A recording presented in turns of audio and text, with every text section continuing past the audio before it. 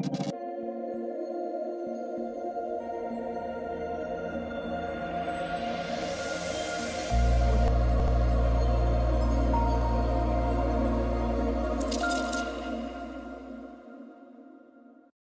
going to be using the Adobe Creative Cloud 2019 suite. So if you haven't signed up already, you'll need to go to adobe.com and then go to the Adobe Creative Cloud section and either sign up for a free trial or choose a plan that best suits you. Once you do that, you'll be able to install the software, and inside of that software, you will have the Adobe Creative Cloud application. This application has all sorts of features, but mainly it's the place where you can go ahead and install new software, update software, or launch the software straight from this application. As you can see here, I've already updated to Photoshop CC 2019, so it's showing me an open button, whereas Illustrator CC hasn't been updated. So I would go ahead and update that before proceeding. When you're ready, you can just go ahead and click on the open button here, and that will launch Adobe Photoshop for you. Now, I already had it open, so it went straight to the welcome screen. You might actually see a loading screen before you get here. But typically, when you open up Photoshop and any of the Creative Cloud applications, you'll be presented with a welcome screen. And it might give you some information about Adobe products or the software you're using. And typically, it gives you a place to create a new document, open a document, or might even show you some recent files that you've been working on. So whenever you're ready, just go ahead and click on the Create New button. And this will bring up the new document window. Here you can see we can pick some recent items or saved items. We can also pick some presets under photo, print, art and illustration, web, mobile, film, and video. And you can make changes on the right-hand side to the name, the width and height, resolution, color mode, background contents, and some other options. So just go ahead and pick the default Photoshop size and then click the Create button. This will take you into the main workspace of Photoshop. And though this workspace is different than Illustrator or XD or any of the other softwares, they all generally work the same way. So I'm going to go ahead and show you how to kind of get around these workspaces, how they work, and then at the end I'll kind of reorganize my panels for my workspace, and you can copy that if it makes it easier for you to follow along, or you can create your own workspace and set it up the way that you'd like. If you've already been using Photoshop and you've changed your workspace around and you want to get it back to its default, the best thing to do is go up to the top and click on Window, then go to Workspace and click on Reset Essentials. So you'll see that I'm using the Essentials default workspace. I've actually created my own before called Jeremy. And then we have some other workspaces like 3D, graphic and web, motion, painting, and photography. So if you were mainly working in photography, you could choose this workspace and it's going to give you panels and tools related more to photography. Whereas if you chose graphic and web, you'll get different panels and tools that are specific to that. But we're just going to use the Essentials default workspace. And if you'd like to reset it, just go down and click on the Reset Essentials button. So if you had anything moved around and you click on that, it'll bring you back to this workspace. Now, because I haven't changed anything, you didn't see much of a change. But the workspace is made up into different sections, and this is pretty similar across all Adobe Creative Cloud applications. At the top, we have our menu bar and our options bar for making different types of options and adjustments. On the left-hand side is a toolbar of all the different tools. In the center is our main work area where you will be doing all of the work. And on the right-hand side, we have different panels that you can adjust, and I'll show you how to do that in just a moment. Now, over on the toolbar side, you can see the tools have these little arrows beneath the actual tool itself. If you click and hold that down, then you can pull up more tools within that icon. So anytime you see this single arrow in the bottom corner, you can click, hold down, and it'll show you more tools underneath that icon. Another great thing about the tools bar is if you don't know how a tool works, you can actually hover over and it'll show you a demonstration of that tool to kind of remind you what that tool is actually doing. On the right hand side, we have our panels, And these windows can be resized. If you ever see a double arrow and you click and drag, you can actually resize the window. You can also do this vertically, so if you need more room, you can move these panels up or down. These panels have different groups, and in those groups there are tabs. So in this bottom group we have layers, channels, and paths. And if you click on those, you can see the different options that are given. Now at any time, you can click and drag this tab, and as you do, it'll pull it out of that panel, and then you can either set it out here in your workspace, or you can put it with another group. So say I want it up here in this panel, I can let go, and now Paths is up here with properties and adjustments. Again, if I want to move that back down, I just click and drag. I can drop it into that group, and now they're together. If you need to reorganize any of these tabs, you can just click and drag and then set it down, and it will reorganize those for you. So I'll go ahead and put that back.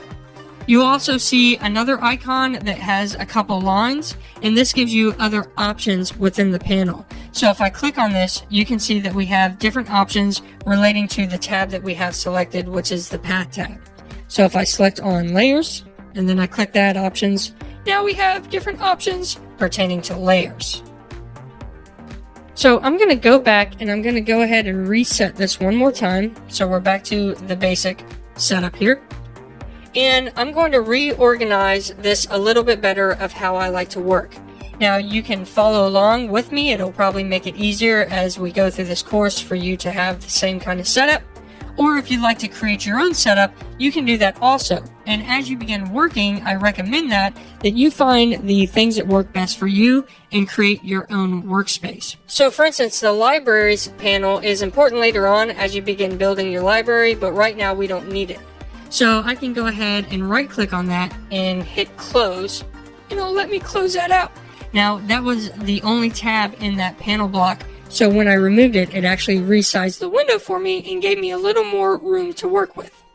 So if we go down the line, you can see this icon right here is your history icon, and if you click on the double arrows, it'll open up the history for you, and as you begin working, you can see that history laid out, which is nice to have, but we don't need to see all of it right now, so we can click on the double arrows again and just see that icon there. Then we have a color tab, which we'll use pretty often, and we also have a swatches tab, which we'll also use, so we'll leave those alone. And then we have our properties. This gives us information about the document and different properties, which is good. I would like to keep that there.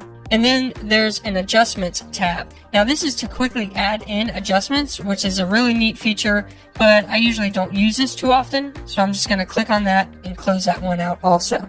At the bottom we have our layers, which is one of the main things we will be using inside of Photoshop, so we'll keep that activated. We have our channels, so this is really good whenever we're doing any type of color correction or using masks and different types of effects. We'll leave that there for now.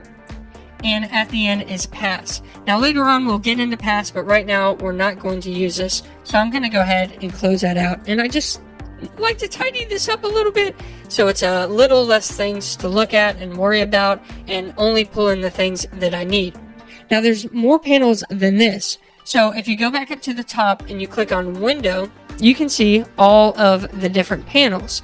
Some of these you'll use often, and some of them you won't use that much. So for instance, the 3D will only be useful when you're working with 3D inside of Photoshop, not something we'll use too often. Now I usually use the brushes and the brush settings whenever we begin working with brushes, and I use them pretty often. So I'll click on that, and when I do, it pulls the brush settings and the brushes together as a group and lays them out into the icon panel here. Now it has the double arrows, so if I go ahead and click those, it hides it. But if I click on that icon again, it will pull that out for me. And that's a nice little area to have those, because I can call them quickly when I want to adjust my brush, but I don't need them open all the time like I might want my layers or my color or properties open all the time. Character and character styles is also something that you might use often if you're using a lot of text. So we can put those in there. You can see the character and the paragraph tabs have been added. So we'll click on those to hide those. So now we have our history, our brushes, and our characters. if you're working with photos and you start dealing with levels and making a lot of photographic adjustments, you'll want the histogram opened up. Now, I don't like it here because I like to see it a little bigger. So this is one where I can actually click and drag this group of both of these, and I can go ahead and put them with the properties. So now we have our properties, our navigator, and our histogram. I don't care too much about the navigator, so I'm actually going to close that and just have properties and then the histogram. And as you begin editing photos, you'll see that popping up here. So that's a good little piece of information to have. I'll also add in an info. So this gives me individual info about positions and coordinates. This is usually what I have open instead of the properties, so I can actually see RGB values, CMYK values, width, height, and X and Y values. I also want to move this over with the properties, so we'll drop that in, and I'll put this one first because I use it, it's a little more important to me. And then we have our properties and our histogram, so that gives us some good information about the document.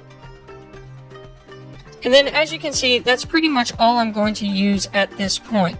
Now, you may want to add in some more of these as you use them or click on them to see what they do. But for right now, this is a good start. And then later on, as we begin working with different projects, we'll come in here and add them in as we need them. If at any time you ever want to save these out, you can go to Workspace and then click on New Workspace. And then you can give this a name. So I'll just go ahead and call it my name and hit save. And because I already have one, it is asking me, do I want to replace it? I'll just go ahead and click yes. And now I have this specific workspace saved out that I can always recall.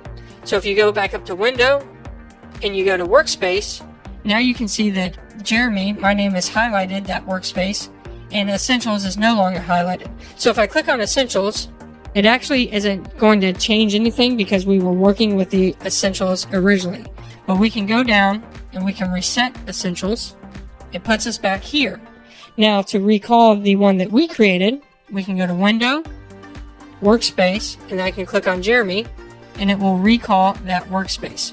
Now that's a great way to lay out Photoshop or any of the Creative Cloud applications that you would like and design your workspace. And as you begin working, you'll find yourself using more panels than others, and you can move those around how you see fit. But this is a good start for us to begin working. In the next couple of videos, I'm going to show you some of the more common features used inside of Photoshop